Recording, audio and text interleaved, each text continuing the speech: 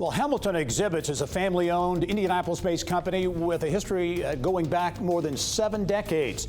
It started by building floats for the 500 Festival Parade, but has grown into one of the nation's leading event marketing companies with an elite list of clients, many with roots right here in Indiana. The COVID-19 pandemic has hit the education, restaurant, and event industries with dramatic implications. That's when Hamilton Exhibits realized it had to pivot to adjust to the quote-unquote new normal. With more, pleased to be joined by Hamilton Exhibits owner and CEO Dan Cantor. And Dan, welcome to the show.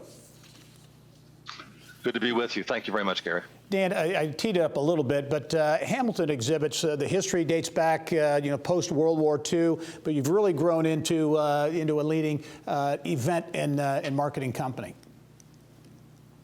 Yes, formed in 1947 by one of the Hamilton brothers, Renzi Hamilton, and his father-in-law, Sterner Fawcett. It was grown nicely, as you mentioned, doing displays and floats through the 1970s when they were joined by Renzi's brother, Kenny.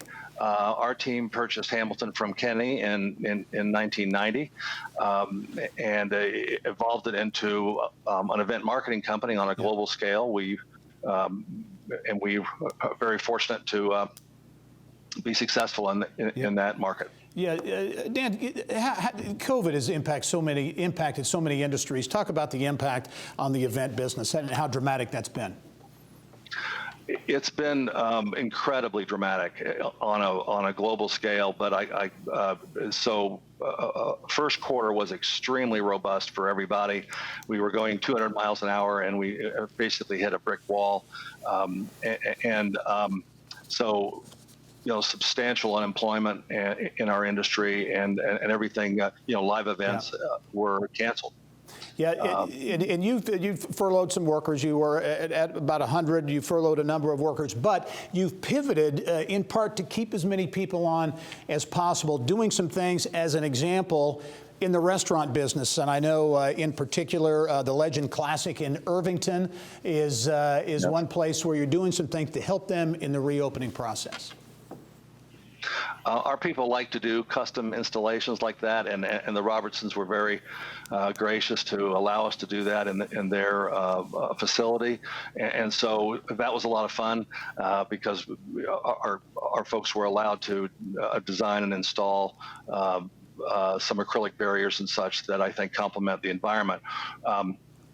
Much of the acrylic work that we do is much more standardized than that for offices and food service environments, but we're focused largely on schools now and the needs that they have going forward in order to reopen safely. Yeah. Well, talk about that. Talk about the schools, because obviously systems all over, not only Indiana, but the country, struggling with opening and reopening and what's going to happen there. Talk about your efforts to help school systems in that process. Right. The CDC and the state health departments have both suggested strongly the inclusion of isolation spaces in school environments. So